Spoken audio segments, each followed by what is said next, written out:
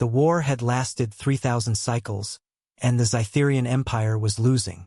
Commander Zakthal stood before the massive viewport of the dreadnought Divine Retribution, watching another star system burn. The dying light of Arcturus 7 painted his chitinous face in shades of orange and red as the star's surface was systematically stripped away by celestial feeding beams. The Celestial Dominion's fleet moved like a living constellation across the void, their bioships pulsing with the rhythm of sleeping gods. Each vessel was a divine creature the size of a moon, breathing stellar fire and protected by shields that bent reality itself.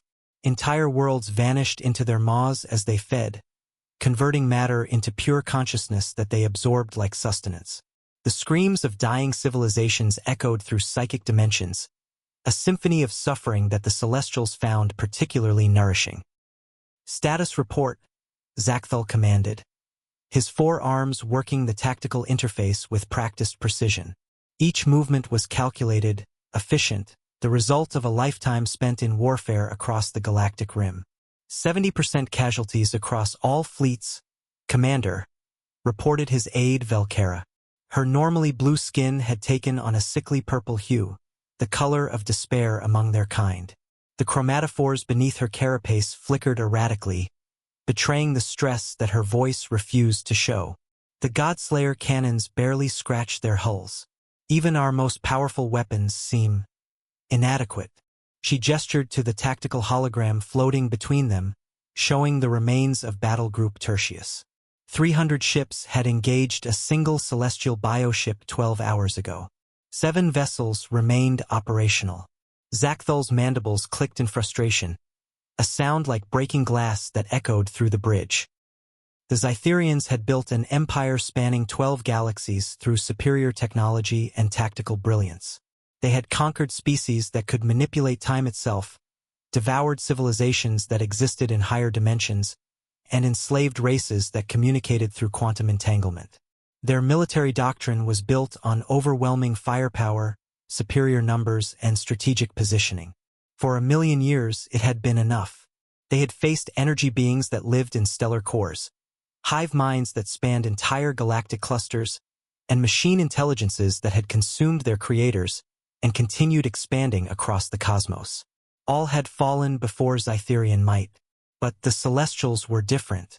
They weren't just another advanced species, they were something approaching actual divinity. Their bioships regenerated from damage faster than conventional weapons could inflict it. Their psychic screams could shatter planets and drive entire populations insane from light years away. They existed partially outside normal spacetime, making them nearly impossible to target effectively. Worse, they seemed to view the war not as a struggle for survival, but as entertainment, like cosmic predators playing with their food before consuming it. "Sir," Velkara's voice dropped to a whisper, her secondary arms trembling as she manipulated the sensor controls. Long-range sensors are detecting another celestial fleet approaching the Corvin system. Estimated arrival, 6 standard days. The words hit like a physical blow. The Corvin system housed 40 billion Zytherian civilians and their most advanced research facilities, including the Omega Labs where their scientists had been desperately working on new weapon designs. It was the jewel of their inner colonies, protected by 7 defensive rings and the largest concentration of military assets in their empire. If Corvin fell, the war would effectively be over. Without their research capabilities and industrial base, the Zytherians would be reduced to scattered refugee fleets, picking through the wreckage of their civilization while the Celestials hunted them for sport. "How many ships in this new fleet?" Zakthal asked, though he dreaded the answer. 17 bioships, sir. Each approximately 30 kilometers in length. Our tactical computers estimate their combined psychic potential could crack a planet's core from orbit. 17. The Zytherians had never faced more than 5 Celestials at once and survived. The mathematics of the situation were brutally simple. They were going to lose badly, and there was nothing they could do about it. "Recall all available fleets to Corvin," Zakthal ordered, his voice steady despite the hopelessness of the situation. "Strip every border garrison. Pull back from all forward positions. Every ship that can still fire a weapon gets to Corvin within 4 days." "Sir," That will leave our outer territories completely defenseless. They're lost anyway. At least this way we make our last stand count for something. He paused, considering their options. And activate the Deep Archive Protocol. If we're going to die, at least future generations might learn from our mistakes. The Deep Archive was their most closely guarded secret. A quantum storage system that could preserve complete records of their civilization in a format that would survive even stellar collapse. It was their final gift to whatever species might evolve to replace them. A warning about the Celestials and a record of how one of the galaxy's mightiest empires had fallen. As the order went out across their quantum communication network, mobilizing what remained of their forces for one last desperate battle, Zachthul didn't notice the small energy signature that his sensors had dismissed as cosmic background radiation. It was moving through their territory at impossible speeds, heading directly for the war zone. The signature was tiny, barely worth registering. A speck of metal and ceramic powered by primitive fusion engines. By all rights, it should have been destroyed the moment it entered the combat zone. The psychic emanations from the celestial fleet alone should have killed any biological crew aboard. Instead, it continued on its trajectory, apparently unaffected by forces that had shattered the minds of entire Zytherian battle groups. Within that small ship, a human named Elena Rodriguez was about to change the course of galactic history. But for now, she was just trying to figure out where the hell she was and why her coffee tasted like motor oil. Dr. Elena Rodriguez had been dead for approximately 7 minutes when her ship's AI finally managed to restart her heart. The sensation was like being struck by lightning in reverse, electricity flowing back into her body instead of out. She gasped, coughed up a mixture of blood and recycled air, and forced herself to sit upright in the pilot's chair. Every muscle in her body screamed in protest, and she was fairly certain at least 3 of her ribs were cracked. The makeshift harness she'd cobbled together from cargo straps and prayer had probably saved her life when the ship hit. Whatever the hell it had hit. Warning. Massive trauma detected. Recommend immediate medical intervention, Arya announced in her crisp synthetic voice. The AI's concern algorithms manifesting as a slight tremor in her usually perfect pronunciation. Elena wiped blood from her nose and surveyed the damage to her cockpit. The main viewport was spiderwebbed with cracks, held together by emergency sealant that was already beginning to fail. Half her instrument panels were dark, and the ones that still functioned were displaying readings that made no sense. Through the damaged viewport, she could see stars arranged in completely unfamiliar patterns, constellations that belonged to no catalog she knew. Arya, where the hell are we? Unknown. Stellar cartography indicates we are approximately 47,000 light-years from Earth. This should be impossible given our fuel reserves and engine specifications. Additionally, spectral analysis suggests we are no longer in our home galaxy. Elena laughed bitterly, the sound echoing in the small cabin. 3 days ago, she'd been Dr. Elena Rodriguez, xenoarchaeologist, studying ancient ruins on Kepler 442b.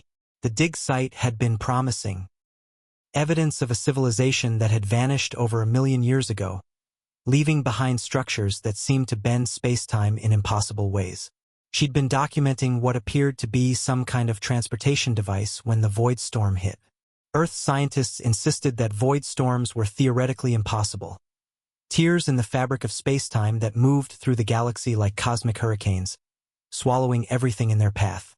The phenomenon had been observed 3 times in recorded history, always from a safe distance. No one had ever been caught in one and lived to tell about it. Until now, apparently, her research ship, the Curiosity, had been caught in what could only be described as a crack in reality itself. One moment she'd been taking measurements of the alien ruins, the next she was tumbling through a kaleidoscope of twisted spacetime where physics became more of a polite suggestion than an actual law. The experience had been like being inside a blender filled with stars and mathematics. "Any signs of intelligent life?" she asked, running her hands through her hair and feeling dried blood flake away. Affirmative, detecting massive energy signatures consistent with advanced technology. "I am reading approximately 4,000 separate vessel signatures, ranging from destroyer class to dreadnought scale. Combat patterns suggest 2 distinct factions engaged in active warfare. Elena frowned, checking her instruments. 4,000 ships? Arya, that's not a battle, that's a full-scale war. What kind of energy outputs are we talking about? Individual weapon discharges in the terawatt range. Some vessels are generating power signatures equivalent to small stars. Also detecting what appears to be. Arya paused. Something she'd never done before in the 5 years Elena had worked with her. I apologize, Dr. Rodriguez, but my analysis protocols are returning impossible results. Define impossible. And remember, we just traveled 47,000 light-years through a space-time anomaly. My definition of impossible has become somewhat flexible. The larger energy signatures appear to be alive.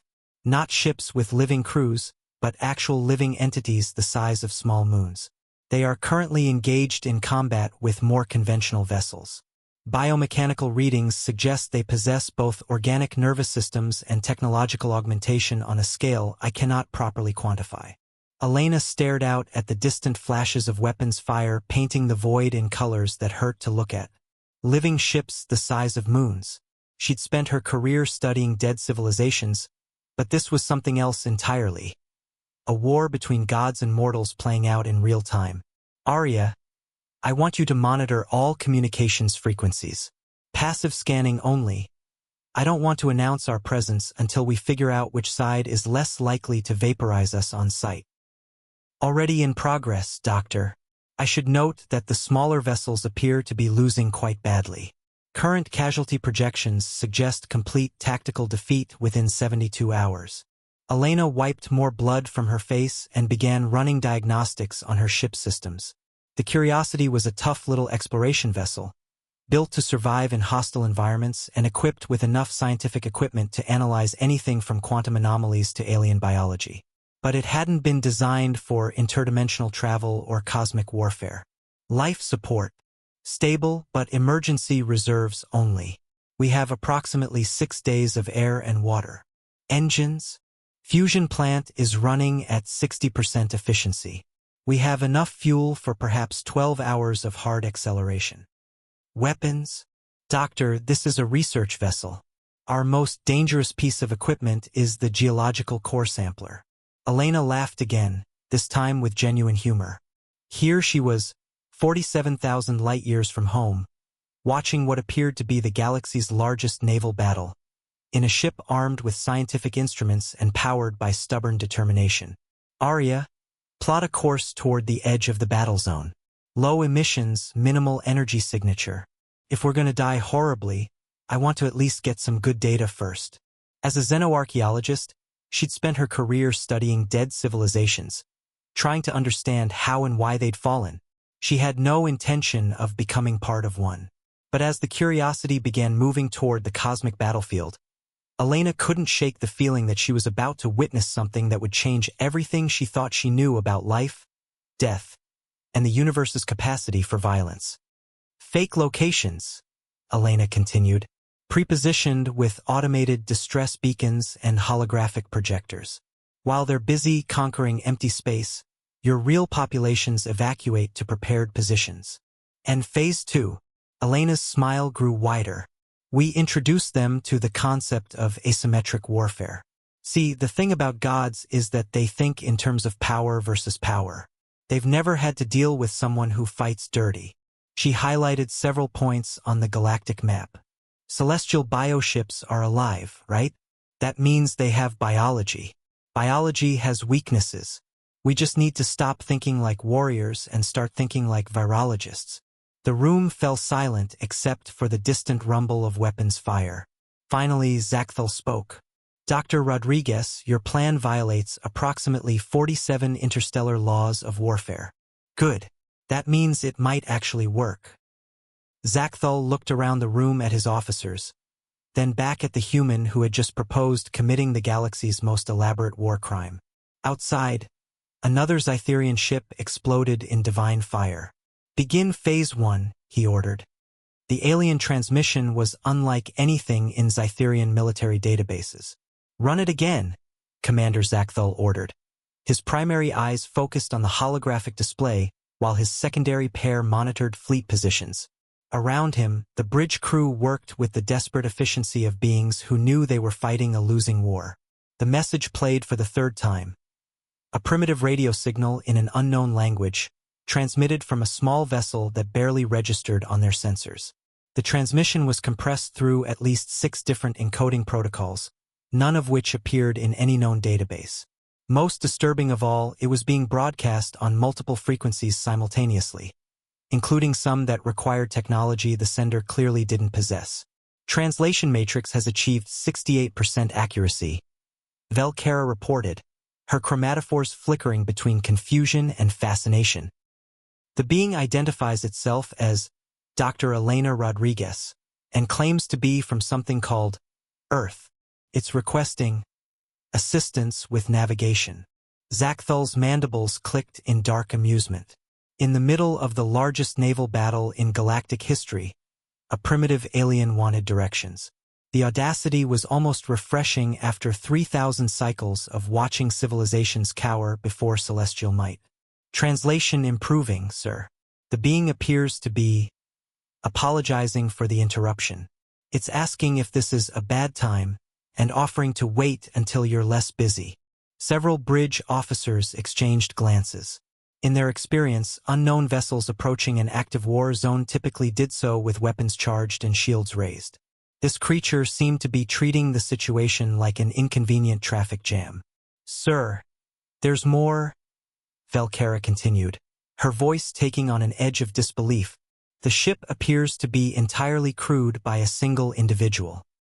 The being is carbon-based, bilateral symmetry, approximately 1.7 meters in height. Minimal technological augmentation, no visible weapon systems, and life support systems that suggest a remarkably narrow environmental tolerance range. The ship itself was a marvel of primitive engineering. Chemical rockets for propulsion, basic fusion reactors for power, and hull plating that wouldn't stop a civilian mining laser. According to their sensors, it was held together with metal alloys, polymer composites, and what appeared to be some kind of adhesive tape. But sir, Velkara hesitated, her skin shifting to the deep purple of profound unease. The psychological profile our computers generated. It's disturbing. Explain. This creature has no natural weapons, minimal physical strength, and brain chemistry that suggests it should be paralyzed by fear in this situation. Its stress hormone levels are elevated, but not to the degree our models predict for a being facing imminent death. It should be catatonic with terror. Zachthel stared at the tiny ship being buffeted by cosmic forces that should have annihilated it, piloted by a creature that apparently viewed the galaxy's most feared predators as an interesting light show. "Bring that ship aboard," he commanded. "If we're about to die, I want to know what kind of lunatic flies toward a god war in a chemical rocket to ask for directions." "Sir, the alien is responding to our tractor beam by laughing?" My translation matrix suggests the creature finds this amusing. It thinks being captured by an unknown alien warship is funny? Apparently so, sir. It's also asking if we have coffee. Zachthel watched the small vessel being drawn into their hangar bay, its pilot still chattering cheerfully about navigation and caffeine, while cosmic entities capable of devouring stars battled around them. In 3,000 cycles of warfare, he'd never encountered anything that reacted to impending doom with amusement and requests for hot beverages. Either this creature was insane, or there was something about humanity that the Zytherian Empire didn't understand. He was beginning to suspect it was the latter, and for the first time since the war began, that thought didn't terrify him. Zachthel studied the tactical display, watching the tiny ship maintain a steady course through the combat zone. Debris from destroyed vessels drifted past it like metallic snow, some pieces larger than the ship itself. Any rational being would have fled the moment they detected the first energy signature. Yet it's actively moving toward the battle zone, he murmured. Affirmative, sir. Current trajectory will bring it within optimal firing range of celestial bioship designation Omega-7 in approximately 43 minutes. On the tactical display, a new celestial bioship phased into existence, its birth scream tearing a hole in local spacetime. The psychic shockwave rippled outward at near-light speed, an expanding sphere of divine fury that had been known to drive entire populations insane from systems away. Scytherian ships immediately raised their psychic shields, their crews huddling behind mental barriers that barely diminished the assault on their sanity. The primitive alien vessel should have been instantly vaporized by the psychic shockwave alone. Its crude hull should have buckled. Its occupant's mind should have shattered like glass. Instead, it continued on its course, apparently unaffected by forces that could crack planets. "Sir," the communications officer reported, "the alien is responding to the celestial emergence. It's transmitting again. Put it through." The translation came through clearly this time. "Wow, that was pretty. Does it do anything else? Or is it just for show?" The bridge fell silent. In 3,000 cycles of warfare against the Celestials, no being had ever referred to their terrifying arrival as pretty. The word itself had no proper equivalent in Scytherian. Their language contained 17 different terms for various types of fear, but apparently no word for finding cosmic horror aesthetically pleasing. "Sir," Velkera's voice was barely a whisper. "New analysis suggests the species may suffer from a form of collective neurological disorder. They appear to respond to threats with curiosity rather than appropriate survival responses." Another celestial scream echoed across the void, this one closer. The divine retribution shuddered as reality bent around them, space-time twisting like taffy in the presence of divine fury. Warning lights flashed throughout the ship as their defensive systems struggled to compensate. The alien transmission continued. "Hey, sorry to bother you during what's obviously a very serious space battle, but I don't suppose you could point me toward the nearest habitable planet? I'm a bit lost, and my coffee ran out 6 hours ago. Also, are those things supposed to be on fire, or is that part of their natural coloration?" Elena had been in quarantine aboard the alien ship for 6 hours, and she was starting to get bored. The Scytherians, as they called themselves, had provided her with a translation device, a meal that probably wouldn't kill her, and a holding cell that was more comfortable than most Earth hotels. Through the transparent aluminum walls, she could watch her hosts preparing for what Arya confirmed was certain annihilation. Dr. Rodriguez, the alien commander, approached her cell. She'd learned his name was Zakthal, and despite having 4 arms and mandibles that could probably bite through steel, he seemed surprisingly reasonable for a conquering alien warlord. "Commander, any particular reason I'm not dead yet?" Zakthal's species apparently couldn't smile, but she was getting better at reading his body language. Right now, he looked frustrated. "We are curious about your species.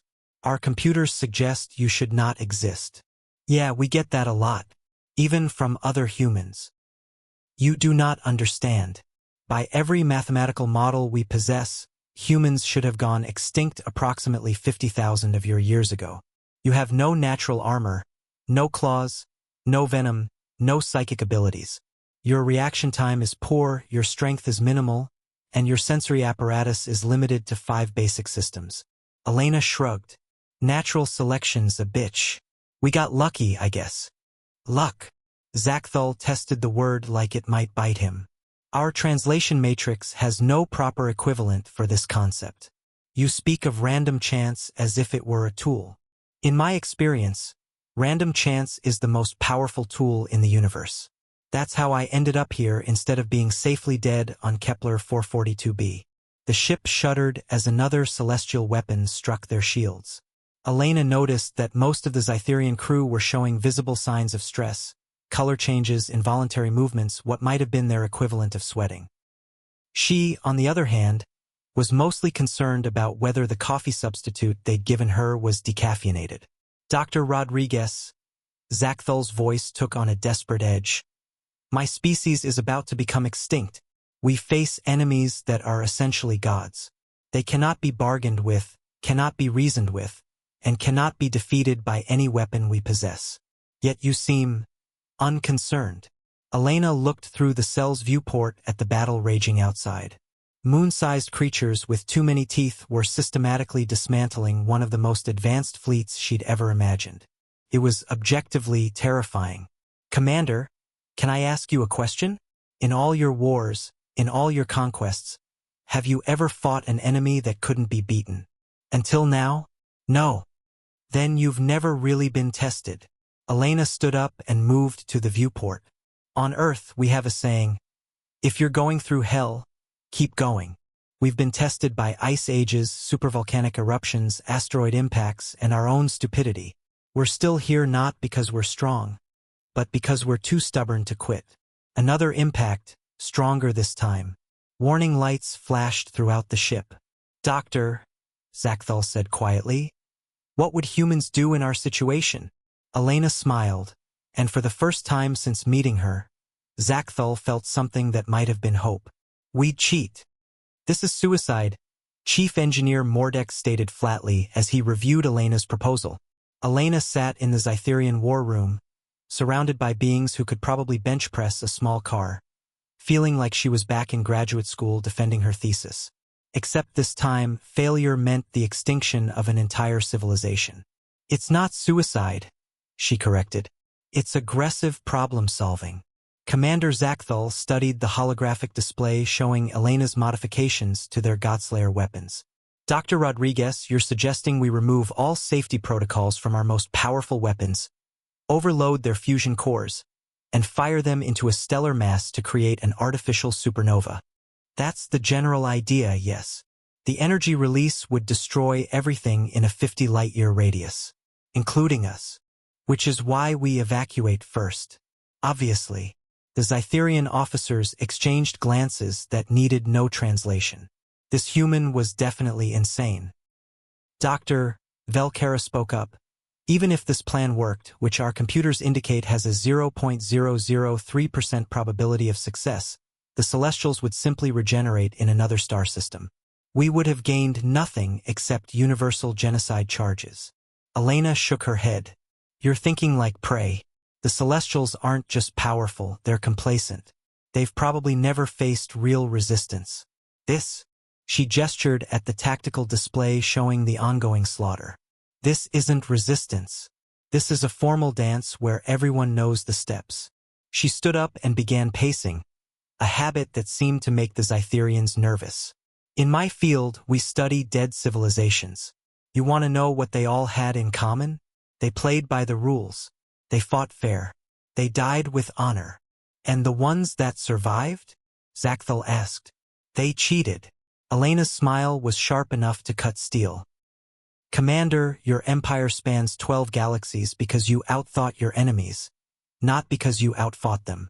But you're trying to fight gods with bigger guns. That's their game, played by their rules. Another impact shook the ship.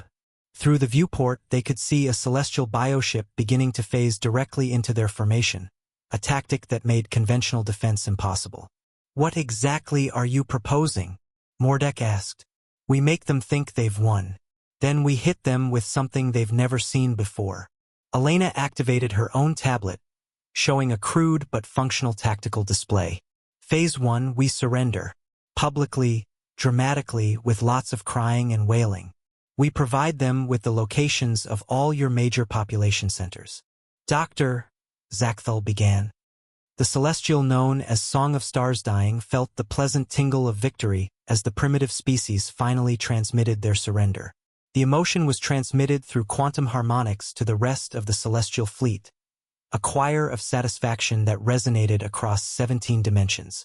After 3,000 cycles of what the lesser beings called war, the divine hunt was finally ending. These creatures fought better than most, acknowledged void between thoughts, her consciousness interfacing with the bioship's sensory organs. They lasted almost a full season. Indeed, their weapons actually scratched our hulls in places. Most entertaining. The surrender had been deliciously pathetic, the alien commander prostrating himself before their communication arrays, providing detailed locations of population centers, begging for mercy in 17 different languages. The Celestials had observed this ritual countless times before. It was always the same. Defiance, desperation, and finally abject submission. The humans concern me pulsed a smaller presence, light-consuming hunger, barely more than a juvenile by celestial standards. Concern? From you? How charmingly naive. They are not afraid. The readings show elevated stress hormones in the other species, but the human remains calm. This is unusual. Song of Stars Dying rippled with amusement. Perhaps their species lacks the cognitive capacity for true fear. Many primitive races have such limitations. The first wave of celestial bioships descended upon the surrendered locations, eager to feast upon the psychic emanations of billions of terrified souls. Instead, they found empty space punctuated by crude holographic projectors displaying images of fleeing starships. Song of Stars Dying's amusement curdled into confusion, then fury. They deceive us. Impossible.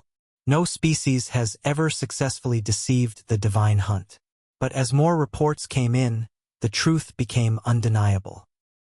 Every provided location was empty. The entire Zytherian civilian population had vanished. Find them, Song of Stars Dying commanded, her anger rippling through space-time and causing 3 nearby stars to flicker. Scour every system. Check every asteroid. They cannot hide from. The bioship's scream cut through her thoughts like a blade through silk. Something was wrong. Something was very, very wrong. Poison, gasped void between thoughts. In the quantum foam. How is this possible? Across the celestial fleet, bioships began to convulse as an unknown pathogen spread through their shared consciousness. It was unlike anything in their vast memory banks, a virus that attacked not just biological systems, but the very quantum structures that made divine existence possible.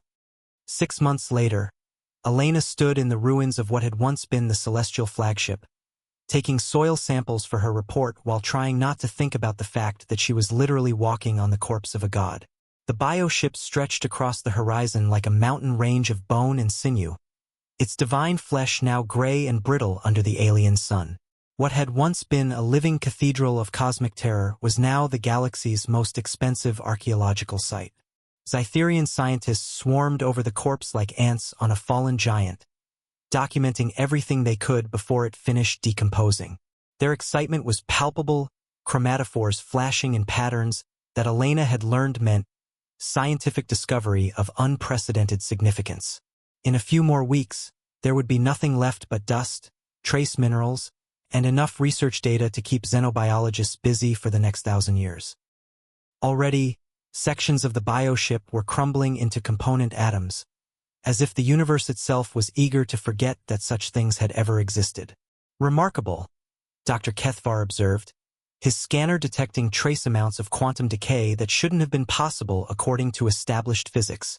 Even in death, these creatures emit exotic radiation. Their cellular structure exists partially outside normal spacetime. How did you know the virus would work? Elena smiled grimly, adjusting her environmental suit as she collected samples from what might have been a neural cluster the size of a city block. I didn't. That's what made it human. The virus hadn't been her idea alone. That honor belonged to Mordek's engineering team, working around the clock to synthesize a pathogen that attacked quantum consciousness itself.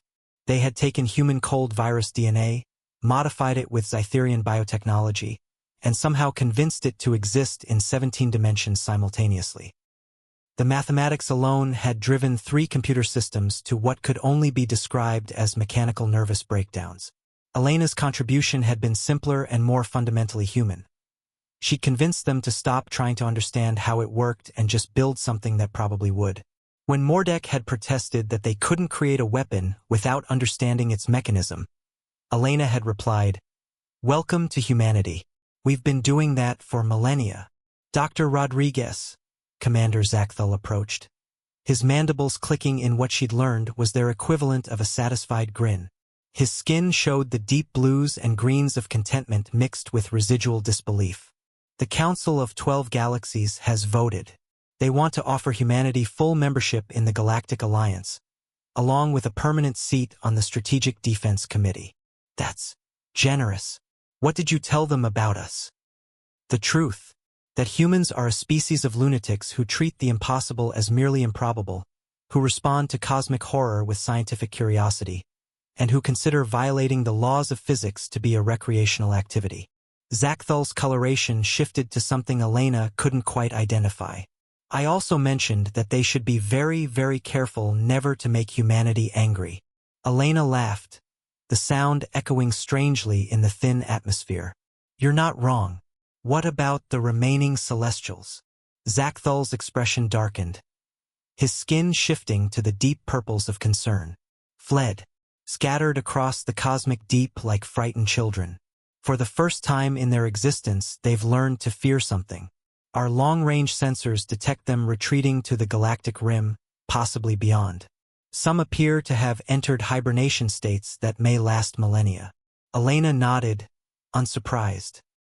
The virus had been specifically designed to be communicable through quantum entanglement. Any celestial that had shared consciousness with the infected fleet had received a nasty surprise. Not necessarily lethal, but painful enough to teach them that divinity wasn't as absolute as they'd believed.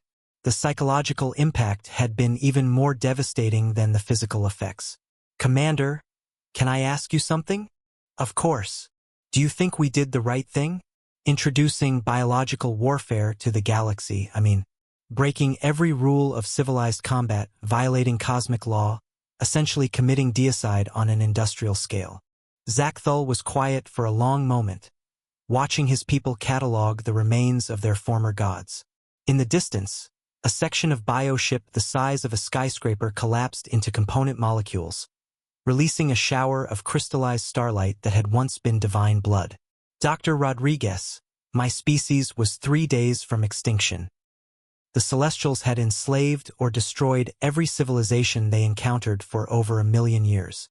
They considered themselves beyond judgment, beyond consequence, beyond death itself. If teaching them mortality was wrong, then I prefer to be wrong and alive rather than right and extinct.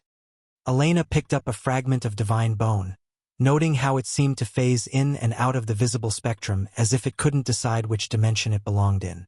Arya, remind me to write a strongly worded letter to Earth's Xenobiology department. They're going to want to update their first contact protocols. Already composing, Dr. Rodriguez. Shall I include your recommendation about the importance of creative problem-solving in interspecies relations? Definitely. And add a note that the universe is a lot weirder than we thought, but not necessarily more dangerous. Sometimes the biggest monsters are just bullies who've never been punched in the nose.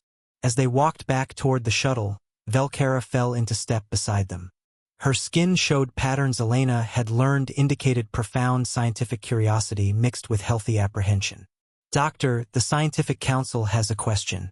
How long before humanity develops more advanced technologies? Elena considered this. Back on Earth, she'd been a moderately successful archaeologist specializing in dead civilizations. Now she was apparently the galaxy's expert on applied impossibility and the leading authority on making gods mortal. The irony wasn't lost on her. Velkara, you've seen what humans can do with primitive tools, borrowed technology, and a bad attitude. Do you really want to find out what we'll accomplish once we have proper equipment and a few years to think about it? The Zytherian skin shifted to a pale blue, the color of profound concern mixed with the dawning realization that they might have unleashed something far more dangerous than the Celestials. Perhaps, she said carefully, the galaxy would benefit from a more gradual introduction to human capabilities. Elena grinned, the expression visible even through her helmet's faceplate. Probably, but where's the fun in that? As their shuttle lifted off from the divine graveyard, Elena looked back at the remains of creatures that had considered themselves gods. In her experience, the universe had a way of humbling anyone who got too comfortable with their place in it. The Celestials had learned that lesson the hard way. She was looking forward to seeing what other impossible things humanity would make possible. After all, they were just getting started.